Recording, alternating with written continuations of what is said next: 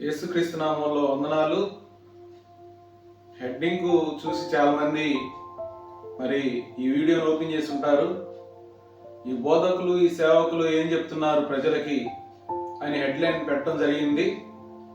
దానికంటే ముఖ్యంగా యేసుక్రీస్తు ప్రభువారిని ప్రజలు ఏ విధంగా అర్థం చేసుకుంటున్నారు, ఏ విధంగా చూస్తున్నారు అని చెప్పిన తర్వాత ఏం చెప్తున్నారో సేవకులు అనేది నేను చెప్తాను.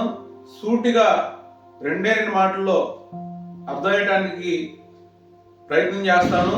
దయచేసి గ్రహించవలసిందిగా కోరుచున్నాను. యోహాను సువార్త 14వ అధ్యాయము 6వ వాక్యం. యేసు నేనే మార్గమును, సత్యమును, జీవమును, నా ద్వారానే తప్ప ఎవడును తండ్రి యొద్దకు రాడు. యేసుక్రీస్తు ప్రభువారు మార్గము, తండ్రి యొద్దకు రాడు. రెండు మాటలు. అంటే మన డెస్టినేషను తండ్రి అయితే తండ్రి యొద్దకు వెళ్ళడానికి మార్గము యేసుక్రీస్తు ప్రభువారు. అయితే యేసుక్రీస్తు ప్రభువారు వెళ్తూ మనకు ఒక మాట చెప్పాడు. ఏమని చెప్పాడయ్యా అంటే, ఇదిగో మనకు సహకారుడిగా, మనం నడిపించే నాయకుడిగా ఒక వ్యక్తిని, మనకు ఆలోచన చెప్పే వ్యక్తిగా ఒక వ్యక్తిని పెట్టి వెళ్తున్నాడు. పరిశుద్ధాత్మ దేవుడు. పరిశుద్ధాత్మ దేవుడు ఎల్లప్పుడూ మనతో ఉన్నాడు.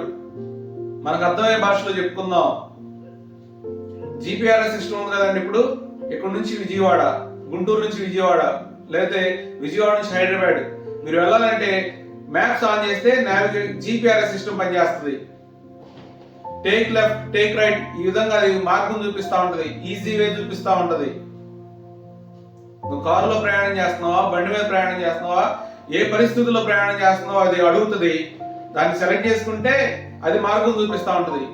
అలాగే పరిశుద్ధాత్మ దేవుడు మనలో ఉన్న జీపీఆర్ఎస్ సిస్టమ్, నువ్వు ఏ స్థితిలో ఉన్నావో అది పరిశుద్ధాత్మ దేవుడితో పంచుకుంటా ఉంటే వెంటనే ఆయన ఇదిగో ఈ విధంగా ఉన్నాడు చెప్తాడు, ఆ మార్గాన్ని చూపిస్తాడు.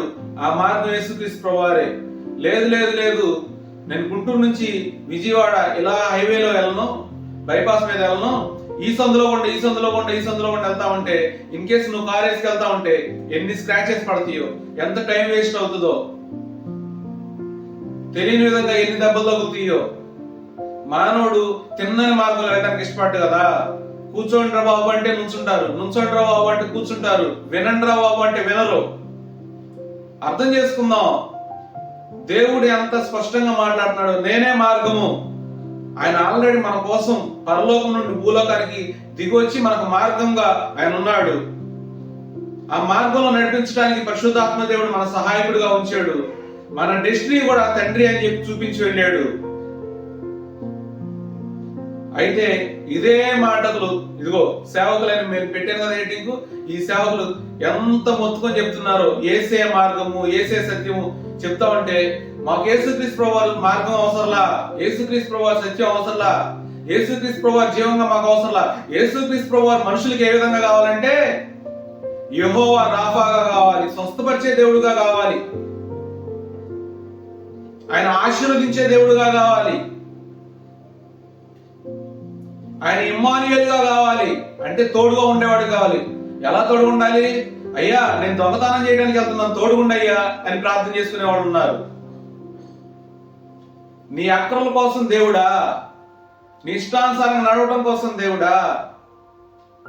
దైవ సేవకులు మొత్తుకుంటున్నారు, ఇప్పుడైనా నమ్మండి రా నాయన, ఇప్పుడైనా వినండి రా నాయన, ఆ మార్గంలో నడవండి. ఆ మార్గం మాకొద్దు, మా మార్గంలోకే దేవుడు రావాలి, మేం చెప్పినట్టే దేవుడి నాలా. ఇప్పుడైనా యేసుక్రీస్తు ప్రభువారి మార్గంలో నడవండి. మనలో ఉన్న పరిశుద్ధాత్మ దేవుడు జీపీఆర్ సిస్టమ్ లాగా ఎలా పనిచేస్తున్నాడంటే, నువ్వు తప్పు మార్గంలో అంటే ఇప్పుడైనా యూటర్న్ తీసుకో, take U turn, come back again. ఎంత చక్కగా చెప్తున్నాడో కదా. దయచేసి నాలోకి రానాయన, నాలోకి రాయ్యా, ఇప్పుడైనా మార్చుకో. ఈ నూతన సంవత్సరంలో దేవుడు చాలా స్పష్టంగా మాట్లాడుతున్నాడు.